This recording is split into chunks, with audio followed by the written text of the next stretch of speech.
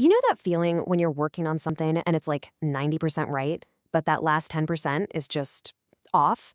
Well, today we're going to get into the anatomy of a course correction. It's a story about how one really powerful idea was saved from this subtle but super dangerous drift. So this was the North Star, a really powerful, kind of disruptive idea that was meant to be a whole new behavioral framework for advisors. It's clean, it's authoritative, and it just sets the stage for a totally different way of thinking. The entire project was built on this one single premise. Okay, so let's dive in. The initial framework, it was strong. It was about 85% of the way there. But that last 15%, that's where this almost invisible flaw was hiding. And this is the story of the sharp, candid feedback that brought the whole thing back into perfect alignment. So the first draft of this project, a deck for something called the Power POVs, wasn't just good, it was great. It landed with some serious authority. The feedback was just glowing. People called it strong, serious, coherent. Honestly, it felt like a finished product, like they'd already crossed the finish line. That core concept was locked in and really, really powerful. And at the heart of it all was this question. It's so disruptive, right? It's direct, and crucially, it avoids any feeling of being taught or lectured. It just asks advisors to totally re-examine their fundamental value. This slide was actually considered so perfect, the instruction was literally, do not touch. But even with that super strong foundation, there was a subtle but critical issue just hiding right in the middle of the deck.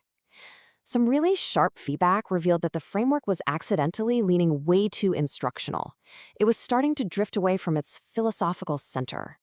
And there it is. That one sentence just captured the entire conflict.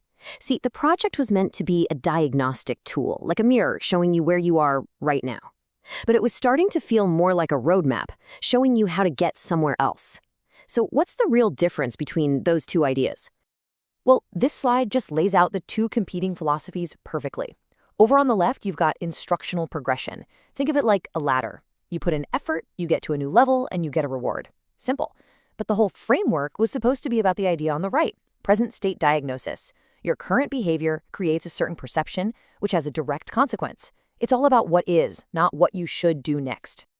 This quote basically became the ultimate test for every single piece of the project. Every slide, every word, every single image had to answer to this one principle.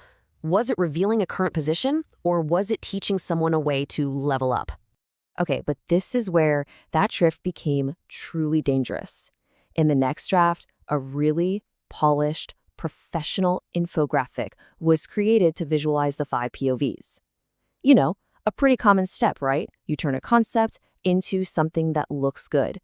But this time, it was a trap. The visual was beautiful, for sure, but its central metaphor was a path, a winding road moving upwards towards some kind of destination. It accidentally reinforced every single thing the framework was trying to avoid, this idea of linear advancement, next-level thinking, and a future-oriented promise. And this just brilliantly illustrates the danger.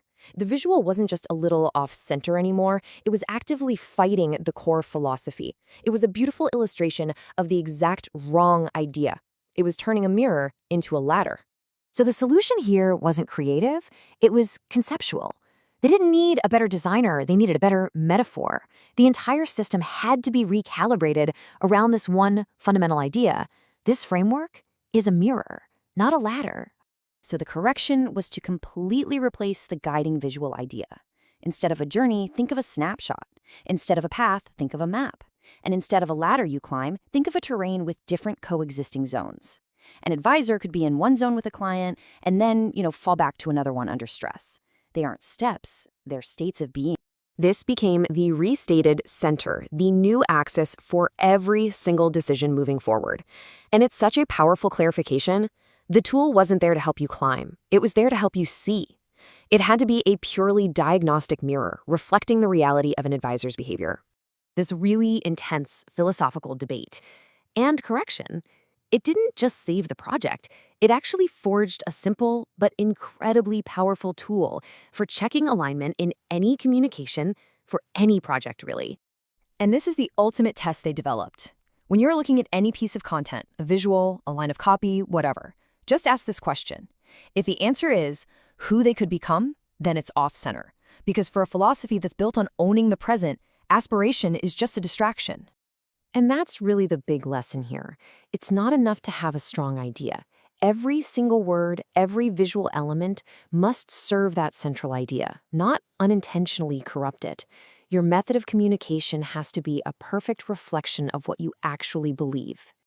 So that leaves us with a question to reflect on. In our own projects, in our own communication, where are we accidentally selling a journey?